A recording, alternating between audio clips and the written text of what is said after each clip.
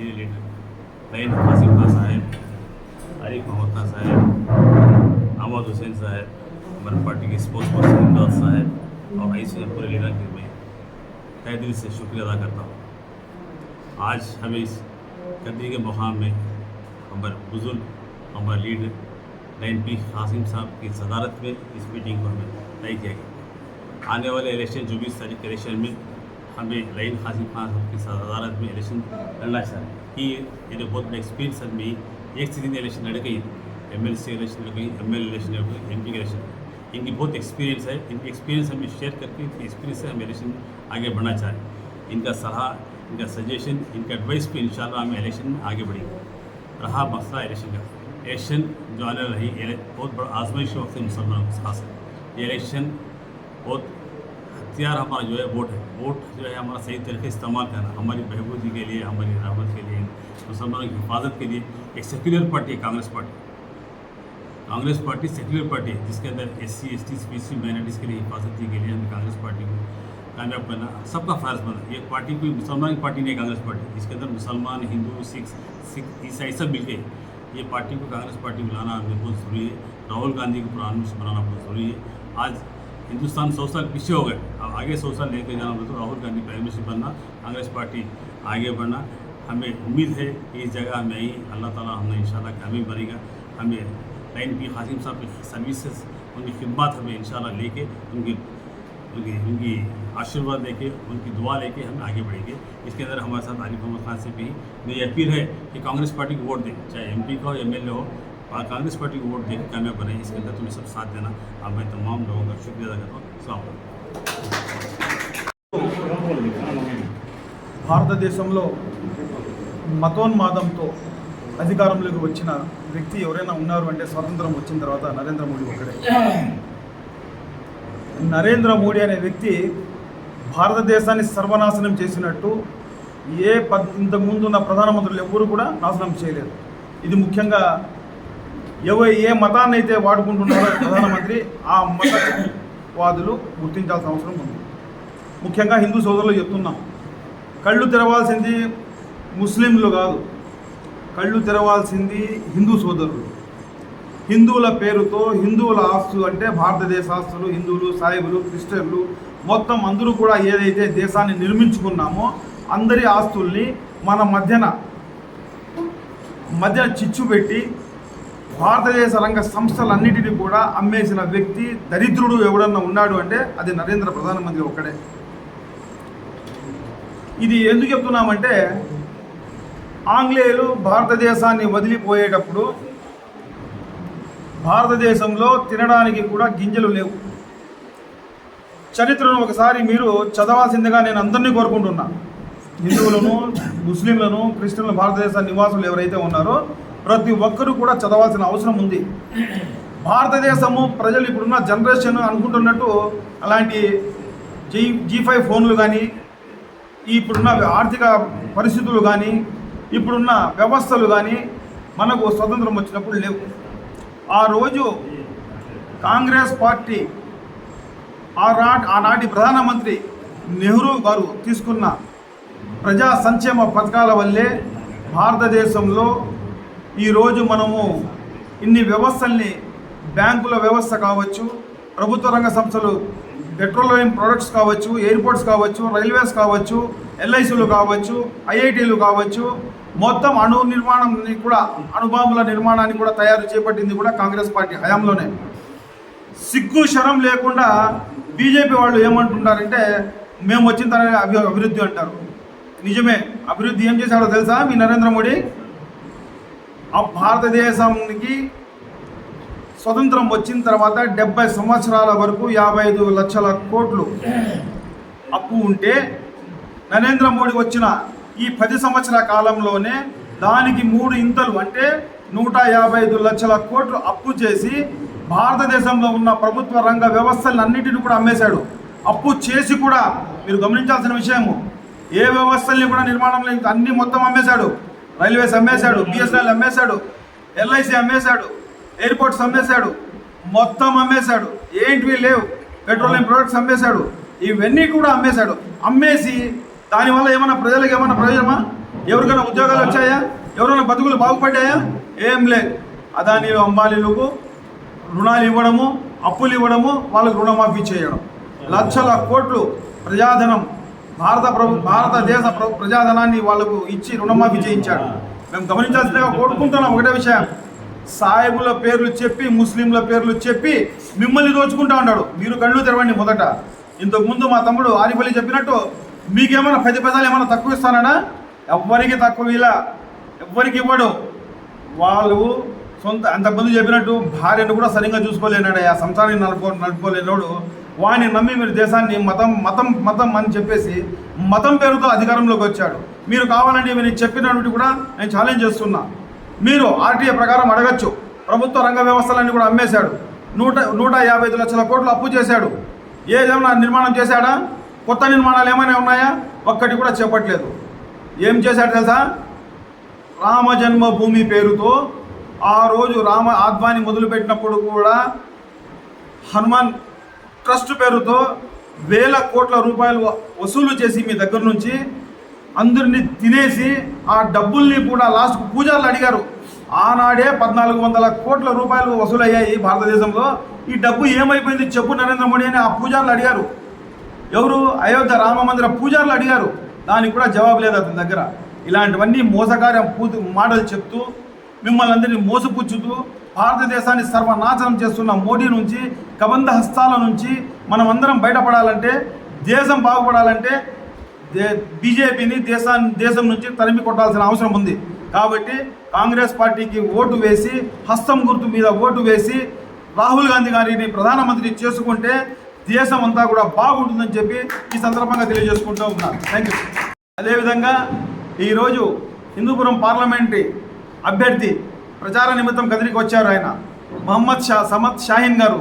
ఆయన ఎంపీగా ఆయనకు హస్తం గుర్తుకు ఓటు వేసి గొప్ప మెజారిటీతో ఆయనకు ఎంపీగా గెలిపించుకోవాల్సిన బాధ్యత మన పైన అందరిపైన ఉంది. కాబట్టి అందరం కూడా కుల మతాలకు అతీతంగా ఆయనకు ఓటు వేసి, హస్తం గుర్తుకు ఓటు వేసి సమద్ షాహీన్ గారికి ఎంపీగా గెలిపించుకోవాల్సిందిగా కోరుతూ కాంగ్రెస్ పార్టీ నాయకులమంతా చేరి ముఖ్యంగా పత్రికా విలేకరులకు కాంగ్రెస్ పార్టీ తరఫున ధన్యవాదాలు తెలియజేస్తున్నాం.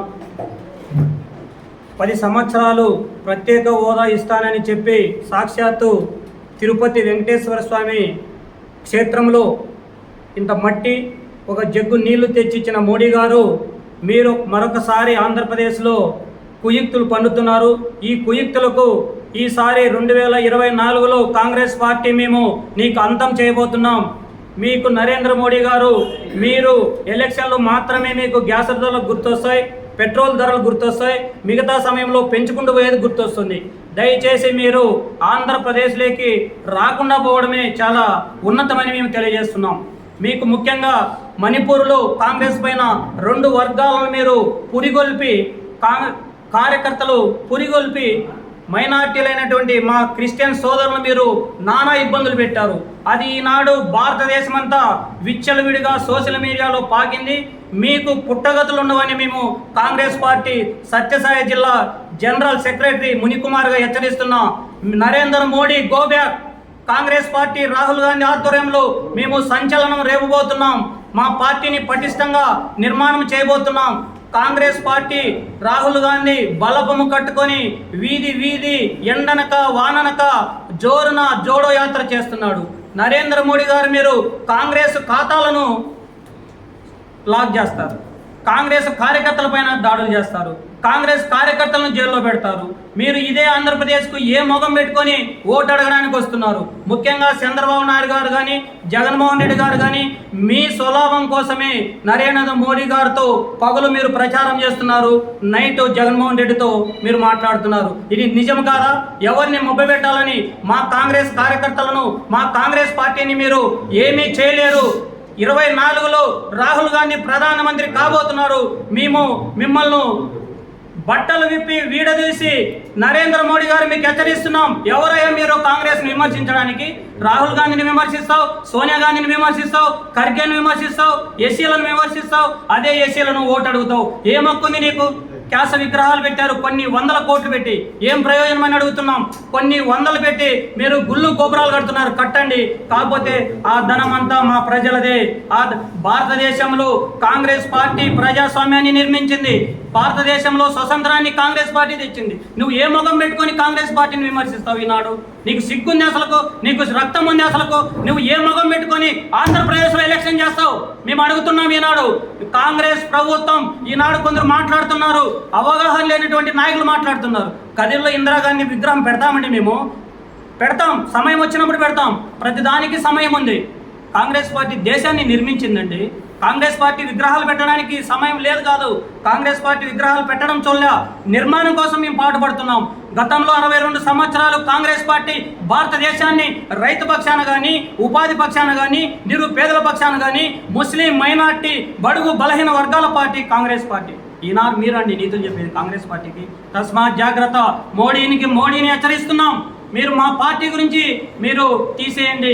మీరే మా పార్టీ మేనిఫెస్టోను రోజు రాహుల్ గాంధీ గురించి అనుకోకపోతే మీకు నిద్ర పట్టలేదని హెచ్చరిస్తున్నాం. దయచేసి ఒకసారి ఆలోచన చేసుకోండి. వైఎస్ఆర్సీపీ నాయకులు కానీ, తెలుగుదేశం నాయకులు కానీ మీకు ఒకటే హెచ్చరిక జారీ చేస్తున్నాం. మా జోలికి మీరు రావద్దండి. మా కాంగ్రెస్ పార్టీని విమర్శిద్దండి.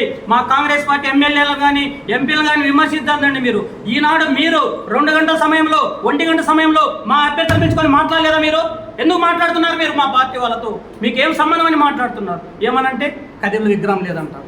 ఎన్ని విగ్రహాలు పెట్టారు మీరు? ఏం విగ్రహంతో ఏమన్నా నష్టమా? విగ్రహం పెట్టకపోతే నష్టమా? మా బిడ్డల బాగు కోసం రాహుల్ గాంధీ నాడు పాటుపడుతున్నారు. ఆంధ్రప్రదేశ్ బిడ్డల కోసం మీరు మీ 3 పార్టీలు ఏమైనా ఒక మాట మాట్లాడుతున్నాయా? మీరు ఏదన్నా చేసేది చెప్పుకోండి, మీరు చేయబోయేది చెప్పుకోండి.